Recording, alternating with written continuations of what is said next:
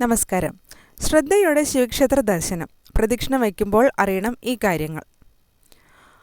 പൂർണ്ണതയുടെ ദേവനാണ് മഹാദേവൻ.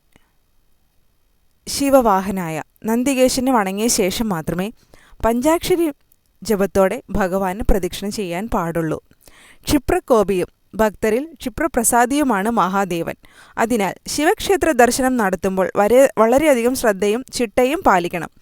ഹൈന്ദവ വിശ്വാസപ്രകാരം പൂർണ്ണതയുടെ ദേവനാണ് മഹാദേവൻ.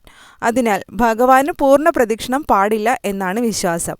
ശ്രീകോവിലിൽ നിന്നുള്ള ഓവിലൂടെ ഒഴുകുന്ന ധാരജലം ഭഗവാന്റെ ജടയിൽ നിന്ന് ഉത്ഭവിക്കുന്ന ഗംഗാദേവിയായി സങ്കല്പിക്കപ്പെടുന്നു.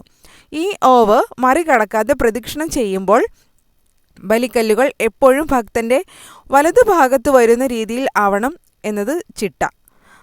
പ്രദക്ഷിണം വച്ച് ഓവിനരികെ എത്തുമ്പോൾ ശ്രീകോവിലിൻ്റെ താഴികക്കുടം നോക്കി പ്രാർത്ഥിക്കണം. ശേഷം അപ്രതീക്ഷിതമായി തിരികെ നടന്ന് ഓവിൻ്റെ മറുഭാഗത്തെത്തുമ്പോൾ ഒരു പ്രദക്ഷിണം പൂർത്തിയാകും. ശിവവാഹനായ നന്ദികേശനെ വണങ്ങിയ ശേഷം മാത്രമേ പഞ്ചാക്ഷരി ജപത്തോടെ ഭഗവാനെ 3 പ്രദക്ഷിണം ചെയ്യുവാൻ പാടുള്ളൂ. മഹാദേവന് ഏറ്റവും പ്രധാനമായ വഴിപാടാണ് ജലധാര. മാസത്തിൽ ഒരിക്കലെങ്കിലും പേരിലും നാളിലും ജലധാര സമർപ്പിച്ച് പ്രാർത്ഥിക്കുന്നവർ സർവ്വദുരിത ശാന്തി വരുത്തുന്നു. വെറും കൈയോടെ ക്ഷേത്രദർശനം ഒഴിവാക്കണമെന്നാണ് പറയപ്പെടുന്നത്.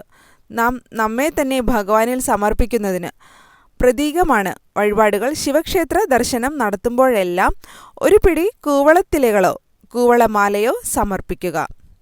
ശിവശക്തി സങ്കല്പത്തിലുള്ള പ്രാർത്ഥന അതീവ ഫലപ്രദമാണ്. ഭഗവാന്റെ പ്രതിഷ്ഠയ്ക്ക് പിന്നിലായി പാർവതി ദേവിയെ സങ്കല്പിച്ച് പിൻവിളക്ക് സ്ഥാപിച്ചിട്ടുണ്ട്. ഈ വിളക്കിന് പിന്നിലായി കണ്ണാടികൾ കൂടി ചേർത്ത് പുഷ്പാകൃതിയിൽ പ്രഭ സ്ഥാപിച്ചിട്ടുണ്ടാവും. ഈ പ്രഭയിൽ പിൻവിളക്കിലെ ജ്വാല അനേകം ജ്വാലയായി പ്രതിഫലിക്കുന്നതിന് നമുക്ക് കാണാൻ സാധിക്കും.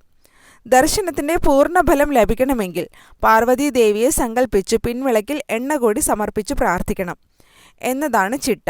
മംഗല്യസിദ്ധി, ദീർഘമാംഗല്യം, ഭാര്യ ഭർതൃ ഐക്യം എന്നിവയാണ് പിൻവിളക്ക് വഴിപാടിൻ്റെ ഫലം വരുന്നത്.